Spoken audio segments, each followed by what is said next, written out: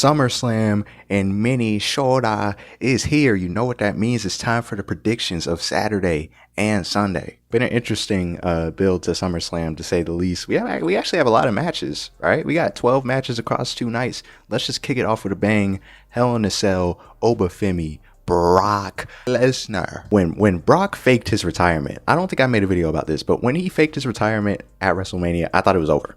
I was like, this is the perfect storybook ending. He even cried.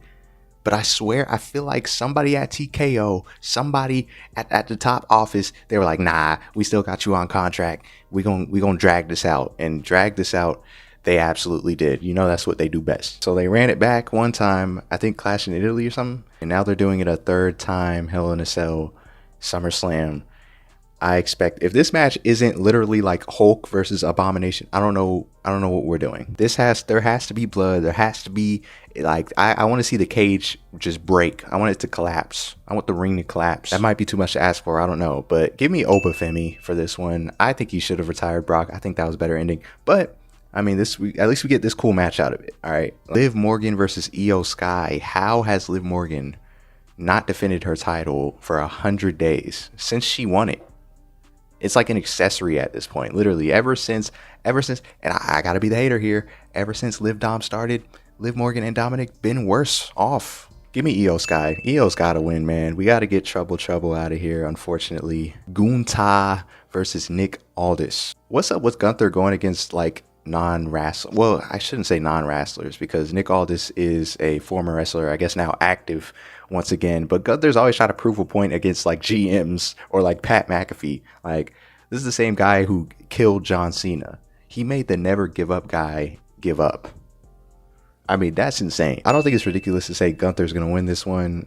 If Nick Aldis is actually like an active wrestler on SmackDown now, that's kind of cool. Adam Pearce got to keep working double shifts. They're doing my guy dirty. The Usos and Jacob Fatu, so the Bloodline, versus Royce Keys, LA Knight, Solo Sikoa.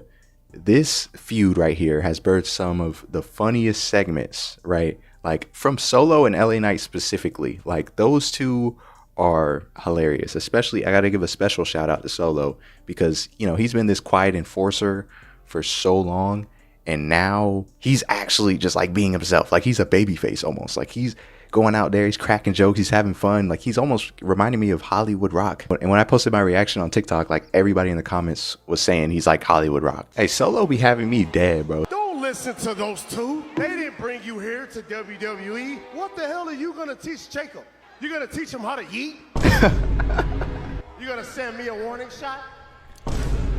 What? You gonna yeet for 30 minutes? You go yeet. I don't know who I should be rooting for though. They've made it kind of confusing now where, you know, I don't know if I should cheer the Bloodline because I like the Usos. I like to run it back. I got the glasses to prove it. But then again, I feel like, isn't LA Knight and Solo Sikoa supposed to be the good guys? So I feel like on paper I should be rooting for them, but I'm gonna give it to the Bloodline anyways. I mean, they got Jacob Fatu. Fatal Influence versus Nikki, Brie, and Paige, the Bellas and Paige. This is looking like a high school reunion. We got the 3 Divas era like OGs, legends going against Fatal Influence. It should be a fun match. You know, it should be fun. It's definitely cool. Fatal Influence, I want to give it to them. I want to continue to see them rise up. In the main event, CM Punk versus Cody Rhodes for the undisputed WWE Universe Championship. Cody Rhodes, I mean, Cody's held the title like 3 times in the past 6 months, dog. I just got to be honest. It's time for just have CM Punk retain, and then that's all I'm gonna say about it. Next one, ladies and gentlemen, Sunday night looks a little worse to me, actually. I would say Saturday looks more stacked than Sunday. Charlotte Flair, Tiffany Stratton, Jade Cargill, Chelsea Green, and there's one more spot there to be determined on SmackDown in a few days. In a ladder match to become the interim WWE Women's Champion because Rhea Ripley is hurt. So they're doing the interim stuff. We've seen AEW do this, but this is a new thing now. She's not just going to relinquish the title. They're going to put a temporary Women's World Champion. They're going to crown one at SummerSlam Night 2. And then when Rhea comes back, she's going to have a match with the interim champion. And then winner of that is the real official champion. So it's kind of confusing, but it's kind of not. It's weird. I explained it in a bad way, but to be honest with you, and this is a selfish take, all right, as a Rhea fan myself, she's on my wall. First of all, did y'all see Rhea Ripley like my TikTok? What? She saw me thirsted over her? What? Hey, y'all go follow my TikTok because we been going crazy on there. Like, y'all don't understand. I be watching for the plot for real. Like, I be watching for the plot, and I'm like immersed. You know what I'm saying? Like, I'm immersed. Coming in at number 1, ladies and gentlemen, easy one. Let's just say it's Rhea. Buddy Matthews can fight.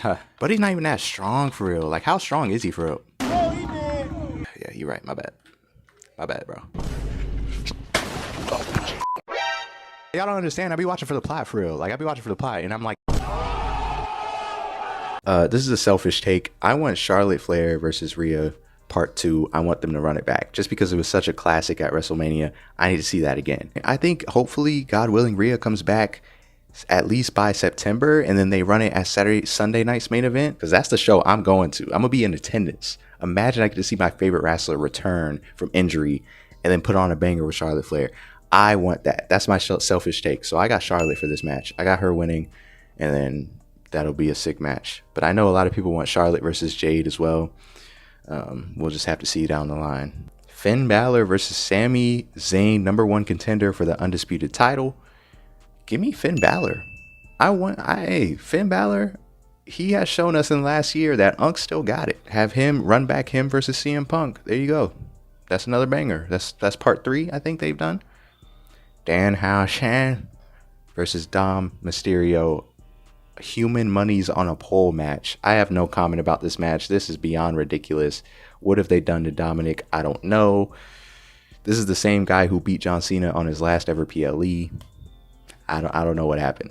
Ever since the OG Judgment Day crashed, it ain't been too good for Dirty Dom, and I like Dirty Dom a lot. I do. Give me Dominic. I know it's gonna be Danhausen, but give me Dominic because I'm a hater. Trick Williams versus Baron Corbin. No Carmelo Hayes. That's controversial. Give me Trick Willie. And then we can run Melo versus Trick for the title, like, I don't know, whenever the next PLE is, which I think is Saturday night's main event. Chad Gable versus Penta. We've seen the whole redemption arc with Chad Gable. I think Chad Gable does it. I think he does it. He wins his first ever singles title, I believe. He's had the whole arc of hating luchadors to then becoming a luchador and then respecting the business and being unmasked and being all apologetic on the apology tour. We're all rooting for Chad Gable. We are. I mean, we've been rooting for him to win the IC title since like 2023, 2024. It's 2026. It's well overdue. And I think that would be a beautiful moment in mini Shoda. Okay, somehow I forgot about the main event, but just know I got Roman Reigns. That is the full match card predictions. Let me know what your picks are. Ladies and gentlemen, Becky Lynch is the greatest female wrestler of all time. And it's not just her saying it, I say it too. My shirt says it. Riptide Rick is always on top.